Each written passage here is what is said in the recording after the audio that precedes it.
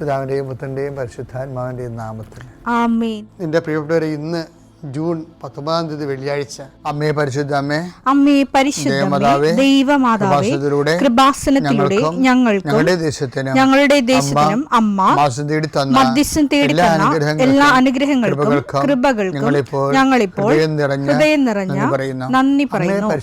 അമ്മേ പരിശുദ്ധമ്മേ ദൈവമാതാവേ, 2004 ഡിസംബർ 7 ഉച്ചകഴിഞ്ഞ് 2:30 കൃപാസനത്തിൽ സംഭവിച്ച അമ്മയുടെ പ്രത്യക്ഷപ്പെടലിനെ കുറിച്ച് തിരുസഭയ്ക്ക് സമർപ്പിച്ചിരിക്കുന്ന പഠനരേഖകളുടെ മേൽ സഭാത്മകമായ പഠനം ആരംഭിക്കുവാൻ ഞങ്ങൾ പ്രാർത്ഥിക്കുന്നു. അമ്മേ പരിശുദ്ധമേ, ഭൂസ്വർലോകങ്ങളുടെ രാജ്ഞിയായ അങ്ങേയ്ക്ക് ഭൗമസംരക്ഷണത്തിനായി പ്രപഞ്ചപ്രകൃതിയെ തന്നെ തിരുസഭ പ്രതിഷ്ഠിക്കുവാൻ ഈ പ്രത്യക്ഷീകരണം വഴി ഇടയാക്കണമേ. പരിശുദ്ധമേ, ജപമാല മാതാവേ, സകല കൃപാസനം പ്രാർത്ഥനയോടും ചേർത്ത് ഞങ്ങളിപ്പോൾ പ്രാർത്ഥിക്കുന്ന ഈ കുടുംബത്തിന്റെ പ്രത്യേക നിയോഗം പറ മക്കളെ.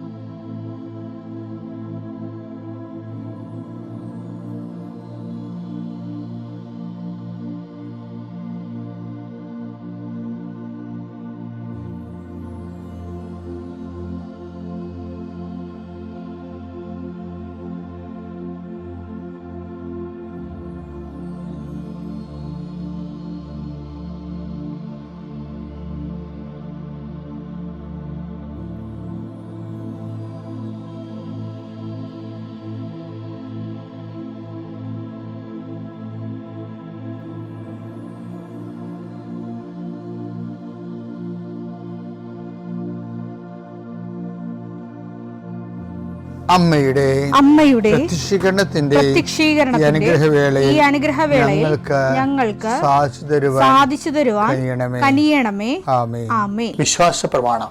സർവശക്തനായ പിതാവും ആകാശത്തിന്റെയും ഭൂമിയുടെയും സൃഷ്ടാവുമായ ദൈവത്തിൽ ഞാൻ വിശ്വസിക്കുന്നു. അവിടുത്തെ ഏകപുത്രനും ഞങ്ങളുടെ കർത്താവുമായ ഈശോ മിശിഹായിലും ഞാൻ വിശ്വസിക്കുന്നു. ഈ പുത്രൻ പരിശുദ്ധാത്മാവിനാൽ ഗർഭസ്ഥനായി കന്യകാമറിയത്തിൽ നിന്ന് പിറന്ന് പൊന്തിയോസ് പീലാത്തോസിന്റെ കാലത്ത് പീഡകൾ സഹിച്ച് കുരിശിൽ തറയ്ക്കപ്പെട്ട് മരിച്ച് അടക്കപ്പെട്ട് പാതാളങ്ങളിൽ ഇറങ്ങി മരിച്ചവരുടെ ഇടയിൽ നിന്ന് 3-ാം നാൾ ഉയർത്ത് സ്വർഗത്തിലേക്ക് എഴുന്നള്ളി സർവശക്തിയുള്ള പിതാവായ ദൈവത്തിന്റെ വലതുഭാഗത്തിരിക്കുന്നു.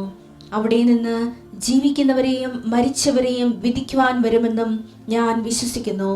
പരിശുദ്ധാത്മാവിലും ഞാൻ വിശ്വസിക്കുന്നു. വിശുദ്ധ കത്തോലിക്കാ സഭയിലും പുണ്യവാന്മാരുടെ ഐക്യത്തിലും പാപങ്ങളുടെ മോചനത്തിലും ശരീരത്തിന്റെ ഉയർപ്പിലും നിത്യമായ ജീവിതത്തിലും ഞാൻ വിശ്വസിക്കുന്നു. ആമേൻ. സുഖസ്ഥനായ ഞങ്ങളുടെ പിതാവേ, അങ്ങയുടെ നാമം പൂജിതമാകണമേ. അങ്ങയുടെ രാജ്യം വരണമേ. അങ്ങയുടെ തിരുമനസ് സ്വർഗത്തിലെ പോലെ ഭൂമിയിലും ആകണമേ. അന്നു വേണ്ടുന്ന ആഹാരം ഇന്ന് ഞങ്ങൾക്ക് തരണമേ. ഞങ്ങളോട് തെറ്റ് ചെയ്യുന്നവരോട് ഞങ്ങൾ ക്ഷമിക്കുന്നത് പോലെ ഞങ്ങളുടെ തെറ്റുകൾ ഞങ്ങളോടും ക്ഷമിക്കണമേ. ഞങ്ങളെ പ്രലോഭനത്തിൽ ഉൾപ്പെടുത്തരുതേ, തിന്മയിൽ ഞങ്ങൾ രക്ഷിക്കണമേ. ആമേൻ. നന്മ നിറഞ്ഞ മറിയമേ, സ്വസ്തി. കർത്താവ് അങ്ങയുടെ കൂടെ സ്ത്രീകളിൽ അങ്ങ് അനുഗ്രഹിക്കപ്പെട്ടവളാകുന്നു. അങ്ങയുടെ ഉദരത്തിൻ ഫലമായി ഈശോ അനുഗ്രഹിക്കപ്പെട്ടവനാകുന്നു. പരിശുദ്ധ മറിയമേ, തമ്പുരാന്റെ അമ്മേ, പാപികളായ ഞങ്ങൾക്ക് വേണ്ടി ഇപ്പോഴും ഞങ്ങളുടെ മരണസമയത്തും തമ്പുരാനോട് അപേക്ഷിക്കണമേ. ആമേൻ. കർത്താവേ, നിന്റെ ഉന്നതമായ നാമത്തിന് സ്തോത്രം ചെയ്യുന്നു. കർത്താവേ, നിന്റെ വിശുദ്ധ പൗരോഹിത്യത്തെ മഹത്വപ്പെടുത്തണം. കർത്താവെ, സഭയിലുള്ള സാന്നിധ്യം പ്രകടമാക്കണം. 40 വർഷം അർപ്പിച്ച കൃപയുടെ യുഗതിയായി കൃപാസ്ഥാനത്താരെ ജീവനോടെ പ്രത്യക്ഷപ്പെട്ട പരിശുദ്ധ അമ്മയുടെ മാധ്യസ്ഥത്തിലെ ഞാൻ അങ്ങയുടെ മക്കൾക്ക് വേണ്ടി പ്രാർത്ഥിക്കുന്നു. അമ്മേ, ഈ പ്രഭാതത്തിൽ എത്രയോ പേരാണ് അമ്മേ ഈ ഒരു പ്രാർത്ഥനയ്ക്ക് വേണ്ടി കൊതിച്ച് കാത്തിരിക്കണത്. അവർക്ക് എവിടെ എന്തെല്ലാമോ കാര്യങ്ങളുണ്ട്. ഇന്ന് അവരുടെ കഴിവിൽ നിൽക്കാത്ത കാര്യങ്ങളുണ്ട്. കർത്താവേ, അങ്ങയുടെ മക്കളുടെ കഴിവിൽ നിൽക്കാത്ത കാര്യങ്ങൾ, ആ കാര്യങ്ങളെ കുറിച്ച് ഓർക്കുമ്പോൾ ഭയവും പേടിയും പ്രയാസവും സങ്കടവും നിരാശയും ഒക്കെ തോന്നുന്ന വിഷയങ്ങൾ, വ്യക്തികൾ, അതെല്ലാം യേശുക്രിസ്തു നാമത്തിൽ ഞാൻ ബന്ധിക്കുന്നു. കർത്താവേ, അങ്ങയുടെ മക്കള് ഇനി സമാധാനത്തിൽ വിട്ടേക്കണമെന്ന് പറഞ്ഞില്ലേ യേശു. ഞങ്ങളുടെ ദാസനെ സമാധാനം, എൻ്റെ രക്ഷ ഞാൻ എൻ്റെ കണ്ണുകൊണ്ട് കണ്ടിരിക്കുന്നു. അങ്ങയുടെ ദാസനെ സമാധാനം വിട്ടേക്ക്. സമയം ദീർഘദർശി പറഞ്ഞതുപോലെ അങ്ങയുടെ മക്കൾ ഈ പ്രാർത്ഥനയ്ക്ക് ശേഷം സമാധാനം കണ്ടെത്താൻ ഇടയാക്കണം പ്രാർത്ഥിക്കുന്നു.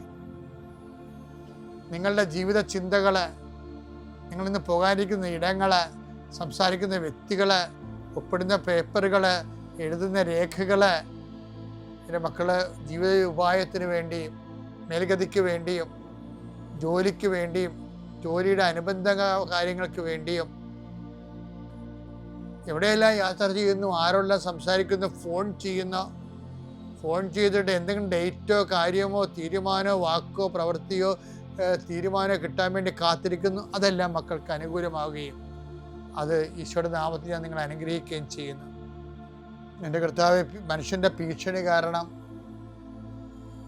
മനസ്സിന് സമാധാനം നഷ്ടപ്പെട്ടവരെ, അവരെ നീ ഏത് ഭവനത്തിൽ പ്രവേശിച്ചാലും ആ ഭവന സമാധാന ആശംസ അർപ്പിച്ച കർത്താവേ, നിന്റെ നാമത്തിൽ നെഞ്ചിലും നെറ്റിലും മുദ്ര വാങ്ങി നിന്റെ നാമത്തിൽ വിശ്വസിക്കുന്ന ഒരു മനുഷ്യനെയും ആരും ഭിക്ഷപ്പെടുത്താൻ അനുവദിക്കരുത് കർത്താവേ. അവരെല്ലാം ശത്രുക്കളെ കാണുകയെ വിരുന്നൊരുക്കുന്ന ദൈവത്തിൻ്റെ ശക്തിവിശേഷം നിനക്കായി വിരുന്നൊരുക്കട്ടെ. എൻ്റെ എല്ലാ ശത്രുക്കളുടെയും മുന്നിൽ നിത്യം പിതാവും പുത്രനും പരിശുദ്ധാത്മാവും സർവീശ്വര എന്നേക്കും ആമേൻ. എൻ്റെ പ്രിയപ്പെട്ടവരെ, നമ്മൾ ഇന്ന് കാണുന്ന വചനം 2 ദിനവൃത്താന്തം 20:15. യഹസിയേൽ പറഞ്ഞു, യൂദായിലും ജെറുസലേമിലും വസിക്കുന്നവരും യഹോഷാഫാത്ത് രാജാവും കേൾക്കട്ടെ. കർത്താവ് നിങ്ങളോട് അരുൾ ചെയ്യുന്നു, നിങ്ങൾ ഭയപ്പെടേണ്ട, നിങ്ങളല്ല ദൈവമാണ് പൊരുതുന്നത്. നാളെ അവർക്കെതിരെ പുറപ്പെടുക. അപ്പം എൻ്റെ വിഷയത്തിൽ ഞാൻ ഇന്നലെ പറഞ്ഞു നിർത്തിയില്ലേ, എന്താ കാര്യം? ഈ ടെൻഷൻ അടിക്കുമ്പോൾ നമ്മൾ അതിനെ പ്രാർത്ഥിക്കുന്നു. ആ പ്രാർത്ഥിക്കുന്ന സമയത്ത് ചില സമയത്ത് ടെൻഷൻ മാറിയ പോലെ തോന്നണമെന്നില്ല. പക്ഷെ ഒരു ഫ്രൂട്ട് ദൈവമായിരിക്കും നിശ്ചയിക്കുന്നത്.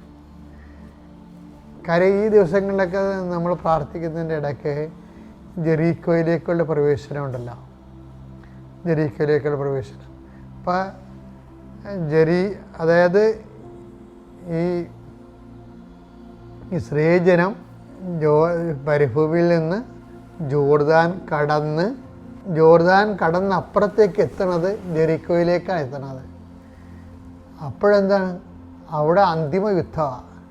ഇവർ വലിയ ഇസ്രായേലിനേക്കാൾ വലിയ വ്യവസ്ഥാപിതമായ ആയുധ പരിശീലനവും യുദ്ധജീവിതവും ഒക്കെ ഉള്ള ആൾക്കാരാണ്. ഇസ്രായേൽ ഇങ്ങനെ കൈകിട്ടിയ അരിവാളൊക്കെ ഇട്ട് ഇങ്ങനെ സഞ്ചരിക്കണമെന്നല്ലാതെ അവർക്കത് പരിശീലിക്കാൻ, അതുപോലെ തന്നെ വ്യവസ്ഥാപിതമായിട്ടൊരു നിലപാട് നിന്നുകൊണ്ട് ആക്രമിക്കാൻ അങ്ങനെയൊക്കെ ഒന്നും അത്രയുള്ള അവസ്ഥ അല്ല. പക്ഷെ ഇവരെന്നാ ചെയ്യണമെന്ന് വെച്ച് കഴിഞ്ഞാൽ ഇവർ ഈ വാഗ്ദാന പേടകവുമായി, അതായത് ദൈവത്തിൻ്റെ സാന്നിധ്യവുമായി ഇതിനെ വലം വെക്കുകയാണ്. വലം വെക്കുമ്പോഴാണ് ഇത് മോസസിൻ്റെ നിന്ന് കിട്ടിയ ഒരു ഉപദേശമാണ് അവർക്ക്. ഇത് പുറപ്പാട് തുടങ്ങുന്ന കാലത്ത് മോസസ് പറയുമായിരുന്നു, നിങ്ങളെ എല്ലാ കാര്യങ്ങളും നിങ്ങൾ തന്നെ ചെയ്യണമെന്ന് ധരിക്കരുതെന്ന് പറയും. മോസസ് അങ്ങനെ പറഞ്ഞിട്ടുണ്ട്. പുറപ്പാട് തുടങ്ങിയപ്പോൾ തന്നെ മോസസിനെ അറിയാം നമ്മുടെ കൈപ്പിടി ഒതുങ്ങാത്ത ഒത്തിരി പ്രശ്നങ്ങളുണ്ടാകുമെന്ന്. നമ്മുടെ ജീവിതത്തിലും അങ്ങനെയാണ്, നമ്മുടെ കൈപ്പിടി ഒതുങ്ങാത്ത കുറേ പ്രശ്നങ്ങൾ വരും. അപ്പോൾ ദൈവത്തിൻ്റെ ഒരു നിലപാട് ആദ്യമേ മോസസിനോട് ദൈവം പറയും, മോസസ് അവരോട് പറയണം എല്ലാ വിഷയവും നമ്മുടെ കൈപ്പിടിയിൽ ഒതുങ്ങുമെന്ന് ഉള്ള ധാരണ തിരുത്തണം. അത് തെറ്റിദ്ധാരണയാണ്. എല്ലാ വിഷയവും നമ്മുടെ കൈപ്പിടിയിൽ ഒതുങ്ങത്തില്ല. അപ്പോൾ മോസസ് അവരെ വിളിച്ചിട്ട് പറഞ്ഞ് എല്ലാ വിഷയവും നമ്മുടെ കൈപ്പിടിയിൽ ഒതുങ്ങുമെന്നും പറഞ്ഞ് നിങ്ങൾ ധരിച്ച് യാത്ര തുടങ്ങരുത്. പല വിഷയങ്ങളും നമ്മുടെ കൈപ്പിടിയിൽ ഒതുങ്ങത്തില്ല. പിന്നെ എവിടെ ഒതുങ്ങും? അത് കർത്താവ് നിങ്ങൾക്ക് വേണ്ടി യുദ്ധം ചെയ്യും. അതാണ് വിഷയം. നമ്മൾ ഒറ്റക്കല്ല ഈ യാത്ര. കർത്താവ് നിങ്ങൾക്ക് വേണ്ടി യുദ്ധം ചെയ്യും. നിങ്ങൾ മൗനമായിരുന്നാലും മതി. മൗനമായെന്ന് വെച്ചാൽ ദൈവത്തോട് ദൈവിക കാര്യങ്ങൾ ഇടപെട്ട് ദൈവത്തോട് ഐക്യപ്പെട്ടിരുന്നാൽ മതി. അതിൻ്റെ ഒരു വേർഷനാണ് ഈ 2 ദിനവൃത്താന്തം 20:15 പറയണത്. അതൊന്നൊരു വായിച്ചേ. കർത്താവ് നിങ്ങളോട് അരുളി ചെയ്യുന്നു, കർത്താവ് നിങ്ങളോട് അരുളി ചെയ്യുന്നു, നിങ്ങൾ ഭയപ്പെടേണ്ട, നിങ്ങൾ ഭയപ്പെടേണ്ട, നിങ്ങളല്ല ദൈവമാണ് പൊരുതുന്നത്, ദൈവമാണ് പൊരുതുന്നത്. നാളെ അവർക്കെതിരെ പുറപ്പെടുക. അതായത് നിങ്ങളല്ല, ദൈവമാണ് പൊരുതുന്നത്. ഇത് ബൈബിൾ ഇടയ്ക്കിടയ്ക്ക് ഇങ്ങനെ അനുസ്മരിപ്പിക്കുന്ന ഒരു സാധനമാണ്. കർത്താവ് നിങ്ങൾക്ക് വേണ്ടി യുദ്ധം ചെയ്യും, നിങ്ങളല്ല, ദൈവമാണ് പൊരുതുന്നത്. അപ്പം ഇങ്ങനെ ഏതെങ്കിലും കാര്യം നമ്മുടെ കൺട്രോളിൽ നിന്ന് പോയാൽ അപ്പോഴും നിനക്ക് പറയാൻ കഴിയണം, ഞാനല്ല, ദൈവമാണ് എനിക്ക് വേണ്ടി പൊരുതാൻ പോകുന്നത്. ആ ഒരു ബോധ്യത്തോടുകൂടി വേണം നീ യാത്രകളെ ദൈവാധിഷ്ഠിതമായി മുന്നേറ്റാൻ. പിതാവിൻ്റെയും പുത്രൻ്റെയും പരിശുദ്ധാത്മാവിൻ്റെയും നാമത്തിൽ.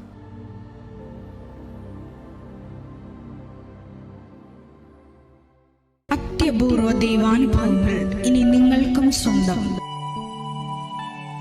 ഈ യൂട്യൂബ് ചാനൽ ഇതുവരെ സബ്സ്ക്രൈബ് ചെയ്തിട്ടില്ലെങ്കിൽ ഇപ്പോൾ തന്നെ സബ്സ്ക്രൈബ് ചെയ്യുക. ഈ വീഡിയോ ഇപ്പോൾ തന്നെ നിങ്ങളുടെ സുഹൃത്തുക്കൾക്ക് ഷെയർ ചെയ്തുകൊണ്ട് കർത്താവിൻ്റെ പ്രേക്ഷിതരാകുക.